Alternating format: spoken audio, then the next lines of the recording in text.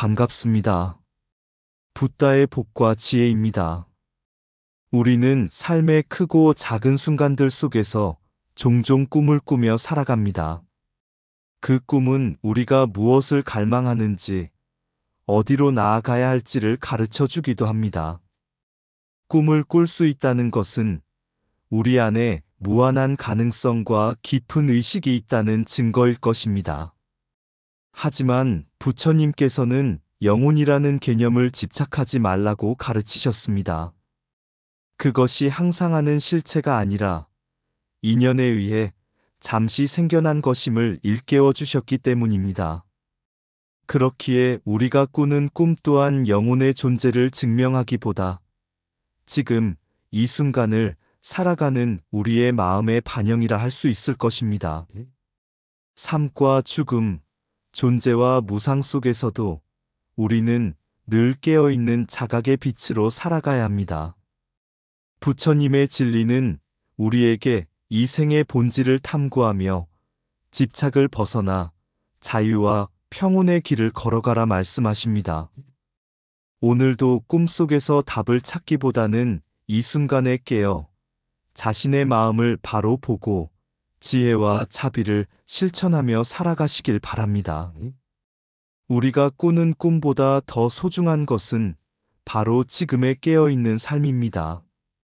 자, 그럼 꿈을 꾸는 것도 영혼이 있기에 꿀 수 있다고 생각한다. 그 어정을 함께 해볼까요?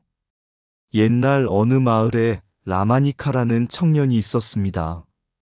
그는 매일 밤 꿈속에서 자신이 왕이 되어 온갖 부귀영화를 누리는 장면을 보곤 했습니다. 아침에 눈을 뜰 때마다 라마니카는 꿈에서 깨어난 현실이 초라하게 느껴졌습니다. 그래서 그는 점점 자신의 삶에 만족하지 못하고 밤마다 꿈속으로 돌아가고 싶다는 생각만 하게 되었습니다. 어느 날 라마니카는 우연히 마을을 지나가던 부처님을 만나 자신의 고민을 털어놓았습니다. 세존이시여, 저는 꿈속에서 왕이 되어 모든 것을 누립니다. 그런데 현실은 초라하기만 하니 도무지 이 삶에 만족할 수가 없습니다. 꿈속이 제 진정한 삶이라면 얼마나 좋을까요? 부처님께서는 미소를 지으며 대답하셨습니다. 라마니카여, 꿈속에서 네가 왕이라면 지금의 너는 무엇인가? 라마니카는 잠시 생각하다 답했습니다. 지금의 저는 꿈속의 왕에 비하면 아무것도 아닙니다.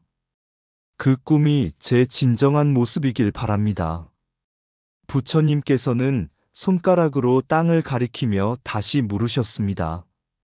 그렇다면 네가 지금 이렇게 나와 대화하는 것은 꿈인가 아니면 현실인가? 라마니카는 멍해졌습니다. 꿈은 아닙니다, 세존이시여. 하지만 이 현실은 너무 초라합니다.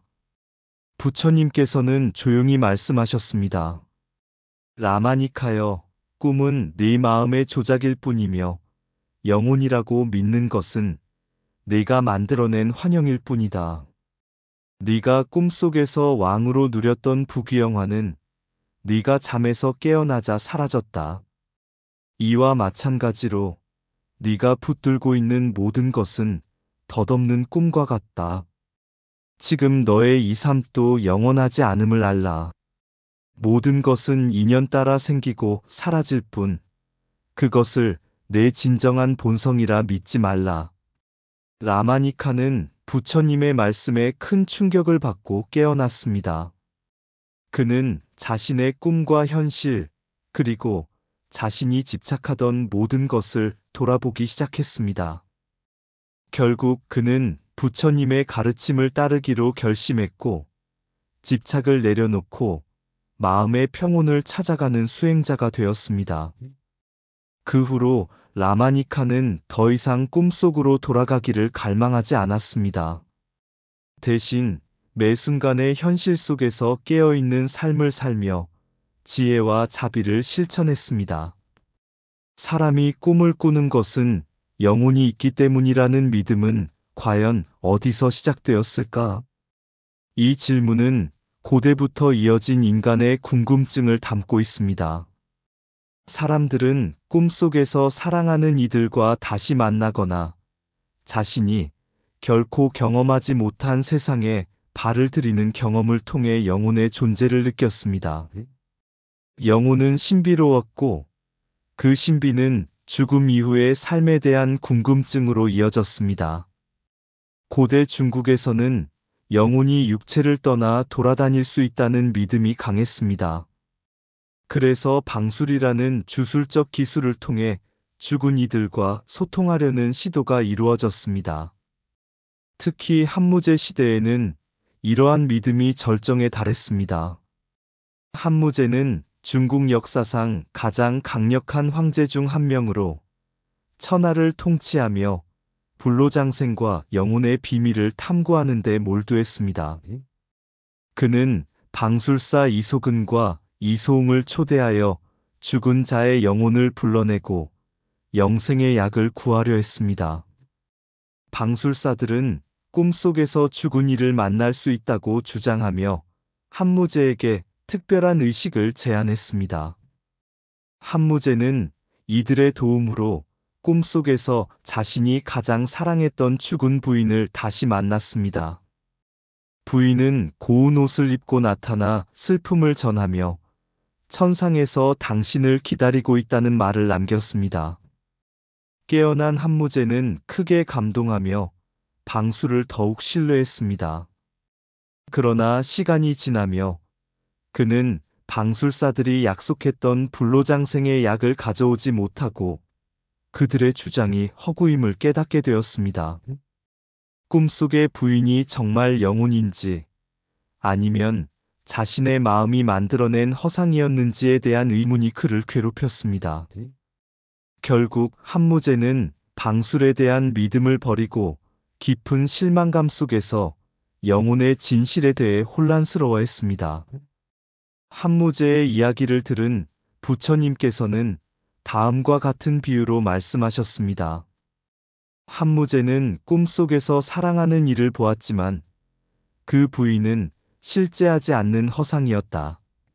마치 물결 위에 달이 손에 잡히지 않듯 꿈속의 모든 것은 마음이 만들어낸 환영일 뿐이다.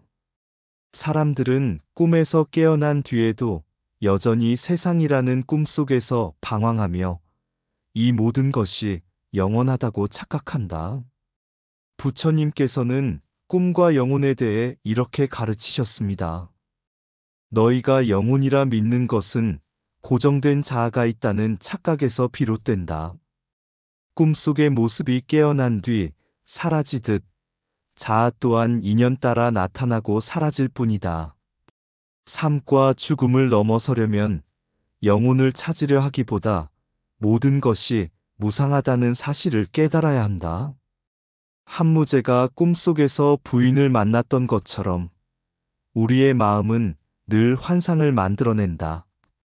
참된 자유는 마음의 속임수를 간파하고 집착에서 벗어나는 데 있다.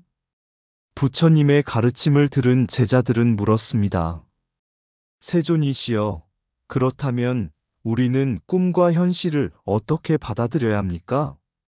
부처님께서는 이렇게 답하셨습니다. 꿈을 꿈으로 보고 현실을 덧없는 것으로 바라보라. 영혼이니 자아니 하는 집착을 내려놓고 매 순간 깨어 있어라. 그것이야말로 참된 지혜와 평온에 이르는 길이다. 꿈은 마음이 만든 환영일 뿐 깨어날 때 비로소 그 본질을 알 수 있다. 영혼은 고정된 실체가 아니다. 인연 따라 생기고 사라지는 흐름일 뿐이다. 삶과 죽음은 한낱 꿈의 두 얼굴일 뿐 그 너머를 보라. 집착은 환영을 실제로 보게 하고 지혜는 환영을 환영으로 본다. 영혼을 찾으려 하기보다 지금 이 순간의 무상을 깨달으라. 꿈과 현실을 나누는 것은 오직 마음의 집착일 뿐이다. 자아는 물 위에 비친 달과 같으니 잡으려 하지 말라. 참된 지혜는 고정된 자아를 찾는 것이 아니라 모든 것이 변한다는 사실을 아는 데 있다. 환상 속에서 영혼을 구하지 말고 덧없음 속에서 진리를 찾아라. 영혼에 대한 믿음은 무지에서 비롯되고 무상에 대한 깨달음은 지혜에서 비롯된다. 꿈속에서 깨어난 듯 삶의 환영 속에서도 깨어나야 한다. 집착에서 벗어나면 영혼과 자아라는 환상도 사라진다. 모든 것은 꿈처럼 덧없고 별처럼 희미하며 아침 안개처럼 사라진다. 마음이 속임수를 멈출 때 비로소 진리가 드러난다. 깨어있음은 꿈속에서도 현실 속에서도 자유를 가져온다. 한때 과학자 던컨 매두걸은 한 가지 독특한 실험을 진행했습니다. 그는 사람이 죽을 때 체중이 약 21g 줄어든다는 관찰을 통해 그 무게가 영혼의 무게라고 주장했습니다. 그의 실험은 많은 논란과 흥미를 불러일으켰습니다.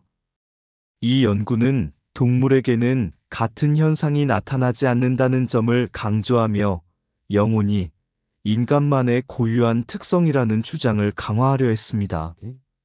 하지만 시간이 지나면서 과학계에서는 이 실험에 대한 여러 반론이 제기되었습니다. 매두걸의 연구는 표본이 너무 적었고 체중 감소는 단순히 체액의 증발이나 생리적 변화일 가능성이 높다는 지적이 나왔습니다. 결국 영혼의 무게라는 개념은 과학적 근거보다는 사람들의 상상력과 믿음에 의존한 것이었습니다. 부처님께서는 영혼의 실체를 부정하셨습니다.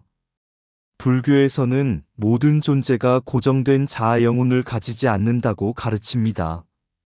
이는 무아의 가르침으로 영혼이나 자아는 끊임없이 변화하는 마음과 몸의 조합일 뿐 실체로서 존재하지 않는다고 설명합니다. 부처님께서는 이렇게 말씀하셨습니다. 육체와 마음은 서로 의지하며 변화하고 한순간도 동일하지 않다. 존재의 본질을 찾으려 하는 것은 바다에서 불꽃을 찾으려는 것과 같다. 영혼이 있다고 믿는 것은 집착에서 비롯됩니다. 사람들은 자신이 특별한 존재라는 믿음을 강화하기 위해 영혼이라는 개념을 만들어냅니다.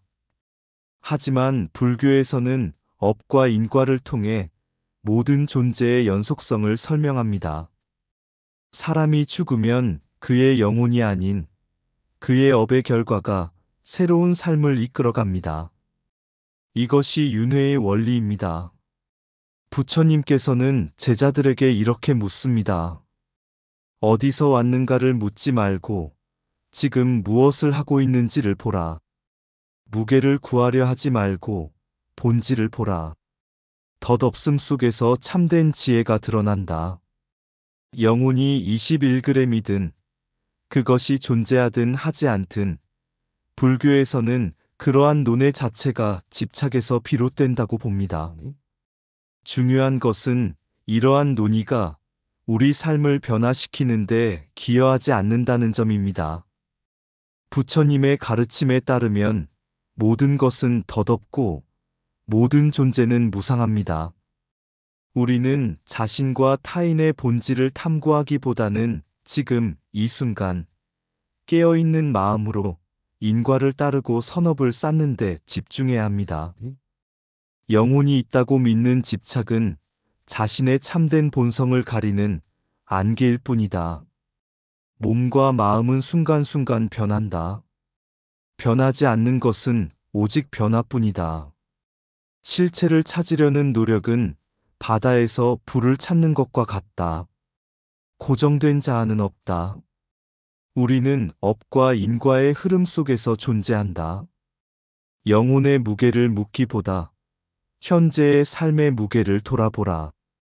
덧없음을 이해하면 그 안에서 참된 지혜가 피어난다. 영혼은 단단한 돌이 아니라 바람처럼 흘러가는 인연의 조합이다. 몸이 죽고 나면 남는 것은 영혼이 아니라 선과 악의 결과뿐이다. 무아를 깨닫는 자는 무게가 아니라 자유를 얻는다. 영혼이 무겁든 가볍든 중요한 것은 그 안에 담긴 자비와 지혜이다. 집착을 내려놓는 순간 자아의 환영은 사라진다. 영혼이란 이름을 붙이는 순간 우리는 그 이름에 속박된다. 21g보다 더 중요한 것은 현재 순간의 한 행동이다. 실체 없는 영혼을 찾느라 시간을 낭비하기보다 선업을 쌓는 길을 걸어라. 모든 것은 무상하고 무아하다. 이 진리를 깨달으면 모든 집착에서 벗어난다. 옛날 한 왕이 있었습니다. 그는 꿈속에서 신비한 영혼의 세계를 체험하며 사후 세계의 존재에 대해 깊이 고민했습니다. 왕은 과학자와 성직자를 불러 이 문제를 논의했습니다. 과학자는 이렇게 말했습니다. 대왕이시여, 꿈과 의식은 뇌의 작용입니다. 신경이 신호를 보내면서 만들어지는 환상에 불과하지요. 하지만 성직자는 반박했습니다. 대왕, 전생과 후생은 분명히 존재합니다. 영혼은 육신과는 별개로 사라지지 않는 것입니다. 왕은 두 의견을 듣고 혼란에 빠졌습니다. 그는 부처님께 지혜를 구하기 위해 찾아갔습니다. 부처님은 미소를 지으며 말씀하셨습니다. 대왕이여, 사람들은 꿈, 의식, 영혼의 실체를 찾으려 애쓰지만 그것들은 모두 연기의 흐름일 뿐이니라. 뇌의 작용이라 한들, 영혼이라 부른들, 그것들은 모두 인연의 결과일 뿐 실체가 없다. 왕은 다시 질문했습니다. 그렇다면 동물이나 식물에도 영혼이 있는 것입니까? 그들의 의식은 무엇입니까? 부처님은 근처 연못을 가리키며 말씀하셨습니다. 저 연꽃을 보라. 연꽃이 피는 것은 뿌리와 물, 햇빛의 인연 덕분이다. 그러나 연꽃은 스스로 피어나지 않는다. 마찬가지로 모든 생명체는 업과 인연으로 존재하지만 고정된 영혼이나 자아는 없다. 동물도 식물도 미생물도 각각의 인연 따라 존재하고 사라질 뿐이니라. 왕은 한참을 생각한 뒤 물었습니다. 부처님, 그렇다면 제가 꿈을 꾸고 영혼의 존재를 묻는 이유는 무엇입니까? 부처님은 자애로운 눈빛으로 말씀하셨습니다. 대왕이여, 꿈을 꾸는 이유는 자신의 본성을 깨닫기 위한 여정이고 영혼의 존재를 묻는 것은 참된 진리를 찾기 위함이니라. 그러나 중요한 것은 실체 없는 것에 집착하지 않고 지금 이 순간 선하고 지혜로운 삶을 사는 것이다. 그날 이후 왕은 더 이상 영혼의 존재를 찾는데 집착하지 않았습니다. 대신 자신의 행동과 마음가짐을 살피며 참된 평화를 누렸습니다. 영혼을 찾으려 하느냐? 실체 없는 것을 찾기보다 지금 이 순간의 마음을 살피라. 의식은 물결과 같고 영혼은 그림자와 같다.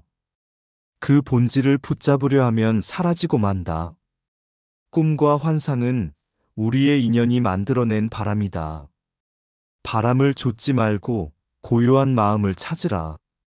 영혼의 무게를 재려하지 말라. 무게 있는 것은 육체뿐이요, 본질은 공이다. 뇌의 작용이든 영혼의 실체든 그것은 이름에 불과하다. 진실은 그것들 너머에 있다. 모든 생명은 인연 따라 존재하고 사라진다. 영혼을 구하지 말고 업을 살피라. 영혼은 고정되지 않고 흐른다. 그러니 집착하지 말고 자비로 현재를 살아라. 우리는 의식을 통해 세상을 보지만 진리는 의식을 넘어선 곳에 있다. 사후 세계를 묻기 전에 지금 이 순간 너의 마음이 평화로운지 살펴라.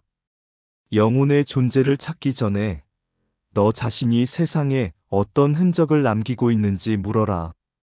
인간의 의식은 연기의 결과이다. 그것이 실체라 믿는 순간 미망에 빠지게 된다.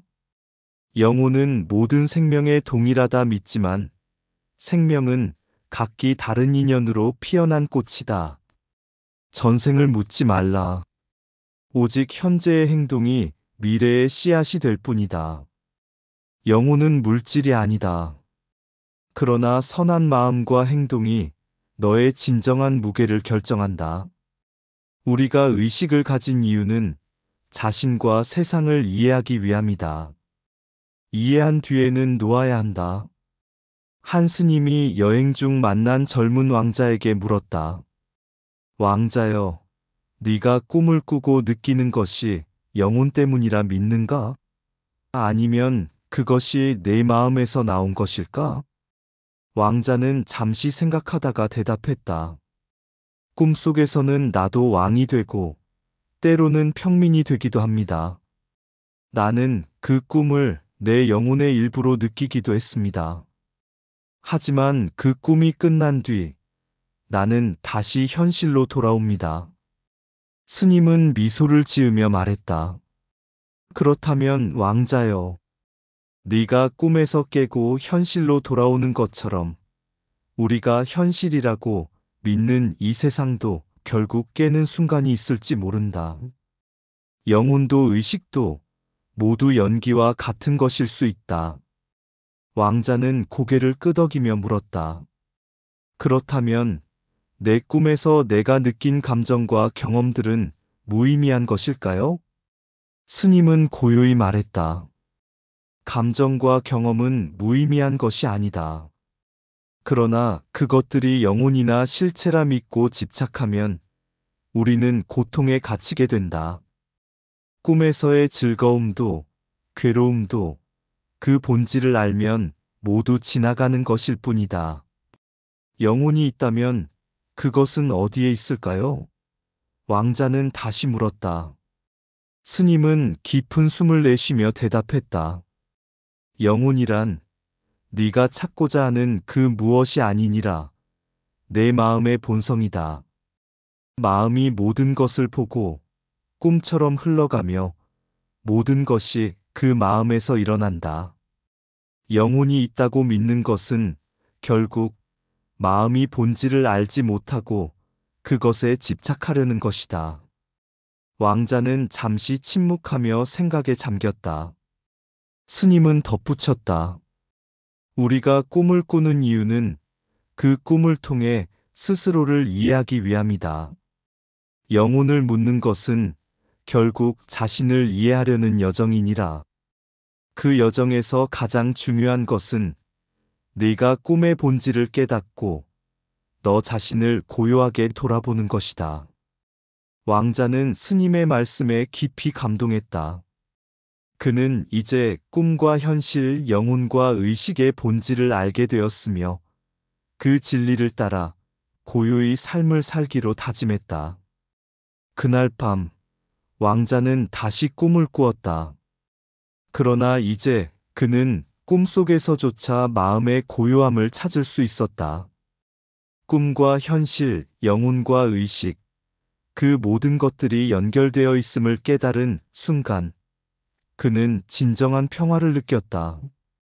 그의 마음 속에서 부처님의 가르침처럼 모든 것은 공이며 집착을 놓고서는 진정한 자유를 얻을 수 있음을 알게 되었다. 꿈은 흐르는 강물처럼 밤하늘의 별빛처럼 스치고 영혼이라 믿었던 그 힘도 미세한 바람 속에 사라져간다. 의식이란 구름처럼 떠오르고 잠시 머무는 바다의 물결처럼 모든 것은 지나간다. 그 어떤 것도 영원하지 않으니 우리는 깨어난 꿈의 조각들 속 나를 찾고 세상을 읽는다. 하지만 진실은 마음 안에 고요한 물처럼 자리 잡고 있다.